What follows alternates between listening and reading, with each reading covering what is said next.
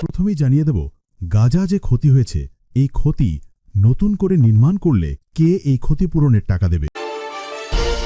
তারপর জানিয়ে দেব, এবারও কোনো কথা রাখল না, যুদ্ধবিরতি ভেঙে আবারও হামলা চালাল ইহুদিবাদী ইসরায়েল।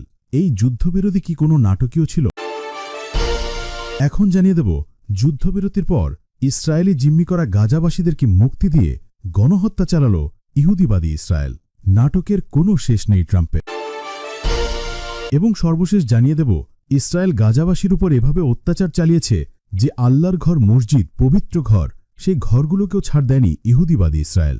এই পাপের বিচার একদিন হবে। আল্লাহ ছাড় দেয় কিন্তু ছেড়ে দেয় না। এই পৃথিবীতে অমৃত ফিরাউন এভাবে অত্যাচার করছিল, তাদেরকেও আল্লাহ ছাড় দিয়েছিল কিন্তু ছেড়ে দেননি, ওদেরও বিচার হয়েছে। দর্শক, এতক্ষণ শুনছিলেন সংবাদ শিরোনাম, এখন বিস্তারিত জানার আগে আপনি যদি আমাদের চ্যানেলে নতুন এসে থাকেন তাহলে অবশ্যই চ্যানেলটিকে সাবস্ক্রাইব করুন। আর আপনি এই ভিডিওটি দেশের কোন জায়গা থেকে দেখছেন তা কমেন্ট করুন। গাজাকে নতুন করে নির্মাণ নিয়ে কি বলছেন ট্রাম্প? দীর্ঘ 2 বছরের রক্তক্ষয়ী সংঘাত, ধ্বংস আর মানবিক বিপর্যয়ের পর অবশেষে শান্তির আলো দেখা যাচ্ছে ফিলিস্তিনের গাজা উপত্যকায়। যুদ্ধের অবসান ঘটিয়ে এবার সেই বিধ্বস্ত ভূমিকে পুনর্গঠনের আহ্বান জানিয়েছেন যুক্তরাষ্ট্রের প্রেসিডেন্ট ডোনাল্ড ট্রাম্প। গতকাল মিশরের লোহিত সাগর উপকূলীয় শহর শার্ম আন শেখে অনুষ্ঠিত গাজা শান্তি সম্মেলনে তিনি বলেন, আজ আমরা এক ঐতিহাসিক মুহূর্তে দাঁড়িয়ে আছি। এক ভয়াবহ ও যন্ত্রণাদায়ক অধ্যায়ের সমাপ্তি ঘটেছে। ইসরায়েলি ও ফিলিস্তিনি উভয় জনগণের জন্যই এটি আশীর্বাদ স্বরূপ। এই সম্মেলনটি যৌথভাবে আয়োজন করে যুক্তরাষ্ট্র ও মিশর। এতে প্রধান অতিথি হিসেবে ভাষণ দেন ট্রাম্প। তিনি বলেন, এই যুদ্ধের অবসান ঘটাতে যতটা পরিশ্রম ও ধৈর্য লেগেছে তা 3000 বছরের প্রচেষ্টার সমান। আমি জীবনে অনেক বড় সমস্যা সমাধান করেছি, কিন্তু এই সংঘাতের সমাপ্তি ছিল একেবারে আলাদা ও কঠিন। অবশেষে আমরা শান্তির পথে পৌঁছতে পেরেছি। ট্রাম্প জানান, এখন গাজাকে পুনর্গঠন ও পুনর্নির্মাণের সময় এসেছে। যুদ্ধের ধ্বংসস্তূপ সরিয়ে নতুন করে গাজাকে গড়ে তুলতে হবে। আমি আশা করছি খুব দ্রুতই সেই কাজ শুরু হবে, বলেন তিনি। 2023 সালের 7 অক্টোবর হামাস যোদ্ধাদের আকস্মিক হামলায় ইসরায়েলের নিহত হয় 1200 জন মানুষ এবং আরও 251 জনকে জিম্মি করে নিয়ে যাওয়া হয়। ইসরায়েলের ইতিহাসে এটিই ছিল সবচেয়ে প্রাণঘাতী হামলা। এর প্রতিক্রিয়ায় পরদিন থেকেই ইসরায়েলি প্রতিরক্ষা বাহিনী বা আইডিএফ গাজায় ব্যাপক সামরিক অভিযান শুরু করে, যা টানা 2 বছর ধরে চলে। জাতিসংঘের হিসেবে এই অভিযানে নিহত হয়েছেন অন্তত 67,000 ফিলিস্তিনি, আহত হয়েছেন প্রায় 1,70,000। গাজার অধিকাংশ অবকাঠামো, হাসপাতাল, শিক্ষা প্রতিষ্ঠান ও বসতি পুরোপুরি ধ্বংস হয়ে গেছে। এই 2 বছরে একাধিকবার যুদ্ধবিরতির চেষ্টা হলেও তা বেশি দিন স্থায়ী হয়নি। হামাস কিছু জিম্মিকে মুক্তি দিলেও বেশিরভাগ সময়ই যুদ্ধ আবার শুরু হয়েছে। শেষ পর্যন্ত গত 29 সেপ্টেম্বর ট্রাম্পের প্রস্তাবিত যুদ্ধবিরতি পরিকল্পনায় ইসরায়েল ও হামাস সম্মতি জানায়। এরপর 10 অক্টোবর থেকে শুরু হয় পূর্ণ যুদ্ধবিরতি। এই শান্তি চুক্তির অংশ হিসাবে 13 অক্টোবর হামাস তাদের হাতে থাকা শেষ 20 জন ইসরায়েলি জিম্মিকে মুক্তি দেয়। এর বিনিময়ে ইসরায়েল কারাগার থেকে 3700 শতাধিক ফিলিস্তিনি বন্দীকে মুক্তি দেয়। জিম্মি বিনিময়ের দিনই শার্ম আন শেখে আয়োজিত হয় গাজা শান্তি সম্মেলন। সেখানে ট্রাম্প ছাড়াও উপস্থিত ছিলেন মিশরের প্রেসিডেন্ট আবদেল ফাত্তাহ এল সিসি, ফ্রান্সের প্রেসিডেন্ট ইমানুয়েল মাখন, জর্ডানের রাজা আবদুল্লাহ দ্বিতীয়, জার্মানির চ্যান্সেলর ফ্রেডরিক মাথ্রেস, ইতালির প্রধানমন্ত্রী জর্জিয়া মেলোনি, স্পেনের প্রধানমন্ত্রী পেদ্রো সানচেজ এবং তুরস্কের প্রেসিডেন্ট রিসেপ তৈয়েব এরদোয়ান সহ অন্তত 20 দেশের রাষ্ট্র ও সরকার প্রধান। ট্রাম্পের ভাষণে এক ধরনের স্বস্তি ও আশার সুর ছিল।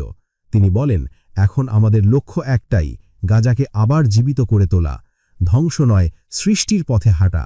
আমি বিশ্বাস করি এই শান্তির যাত্রা পুরো মধ্যপ্রাচ্যের জন্য এক নতুন অধ্যায় হয়ে উঠবে। কথা রাখল না ইসরায়েল, গাজায় আবার চালালো হত্যাযজ্ঞ। জিম্মি ও বন্দিমুক্তিসহ বিভিন্ন শর্ত পূরণের লক্ষ্যে যুদ্ধবিরতি চলছে ইসরায়েল ও হামাসের মধ্যে। ইতোমধ্যে ট্রাম্পের উপস্থিতিতে মিশরে বিভিন্ন দেশের নেতাদের উপস্থিতিতে সই হয়েছে গাজা শান্তি চুক্তি। এরই ধারাবাহিকতায় সর্বশেষ রোববার ও সোমবার জিম্মি ও বন্দিমুক্তি হয়েছে হামাস ও ইসরায়েলের মধ্যে। ফলে ফিলিস্তিন আর ইসরায়েলে বিরাজ করছে উৎসবের মতো পরিস্থিতি। ঠিক এমন অবস্থায় আবারও গাজায় হামলা শুরু করেছে ইসরায়েল। যুদ্ধবিরতির অন্যতম লক্ষ্য যে ছিল যুদ্ধ বন্ধ, সেটি আবারও প্রশ্নবিদ্ধ হওয়ার পথে। মঙ্গলবার ১৪ অক্টোবর আল জাজিরার খবরে বলা হয়, গাজা সিটিতে ইসরায়েলি বাহিনী ৫ ফিলিস্তিনিকে হত্যা করেছে। গাজা সিটির সুজায়া পাড়ায় তাদের গুলি করে হত্যা করা হয়। ইসরায়েলি সেনাবাহিনী হত্যার বিষয়টি নিশ্চিত করে দাবি করে বলেছে যে ওই ব্যক্তিরা তাদের সেনাদের দিকে এগিয়ে যাওয়ার কারণে তাদের লক্ষ্যবস্তু করা হয়। আইডিএফ আরও দাবি করেছে তাদের প্রথমে ভয়ভীতি দেখিয়ে সরিয়ে দেওয়ার চেষ্টা করা হয়েছিল, কিন্তু তাদের নির্ধারিত কথিত হলুদ সীমা অতিক্রম করে ফিলিস্তিনিরা। গাজার বাসিন্দাদের সেনাদের কাছে না আসার নির্দেশনা মেনে চলারও আহ্বান জানিয়েছে আইডিএফ।